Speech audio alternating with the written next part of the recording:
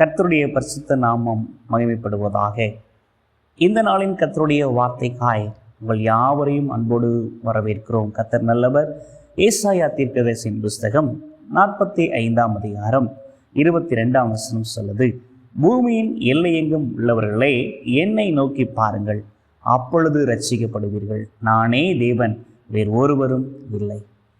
இந்த வேத வசனம் இந்த நாளில் நம்மோடு பேசும்படியாய் பூமியின் எல்லையெங்கும் உள்ளவர்கள் எல்லாருமாய் நம்முடைய இரட்சகராகிய இயேசுவை நோக்கி பார்க்க கர்த்தர் விரும்புகிறார். அவங்க யாராக இருந்தாலும் சரி, எந்த மாதிரி சூழ்நிலைகளே இருந்தாலும் சரி, எந்த இடத்துல இருந்தாலும் சரி, அவர்கள் தேவனை நோக்கி பார்க்கிற வேளையில் நிச்சயமாய் அவர் சொன்ன வார்த்தையின்படி அவரை நோக்கி பார்ப்போமே ஆனால் ரட்சிக்கப்படுவீர்கள்னு கர்த்தர் சொல்கிறார்.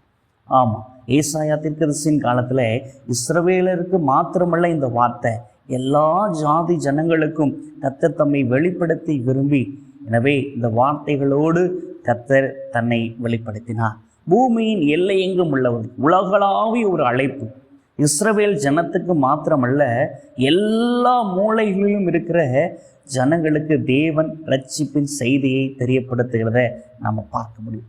அவரை நோக்கி பார்ப்போமானால் நிச்சயமாய் கர்த்தர் நம்முடைய வாழ்க்கையில் ஒரு பெரிய மாற்றத்தை, ஒரு பெரிய வித்தியாசத்தை இந்த காலை வேளையில் உண்டு பண்ண போதுமான தேவனாக இருக்கிறார். அவரை நோக்கி பார்க்கிற வேளையில் நம்பிக்கையோடு விசுவாசத்தோடு அவரை நோக்கி பார்க்கிற வேளையில் கர்த்தர் நிச்சயமாய் நம்முடைய வாழ்க்கையில் நன்மை செய்ய போதுமான தேவனாக இருக்கிறார்.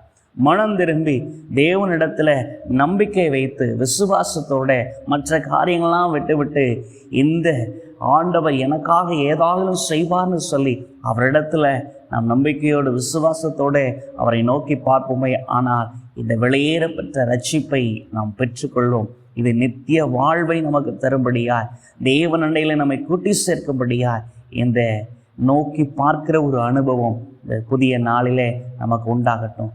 இயேசு கிறிஸ்து சொன்னார், நானே வழியும் சத்தியமும் ஜீவனுமாக இருக்கிறேன்னு சொல்லியிருக்கிறார். அவரை அல்லாமல் ஒருவரும் பிதாவினிடத்தில் வர முடியாது. எனவே நாம் அவரை நோக்கி பார்த்து, ஆண்டவரே, இந்த காலை வேளையில் உம்மை நோக்கி பார்க்கிறோம், எனக்கும் என் குடும்பத்தாருக்கும் நீர் உதவி செய்யும். நான் எந்த இடத்துல என்ன சூழ்நிலையிலிருந்து உம்மை நோக்கி பார்க்கிறேன் என்பதை நீர் அறிந்திருக்கிறீரே.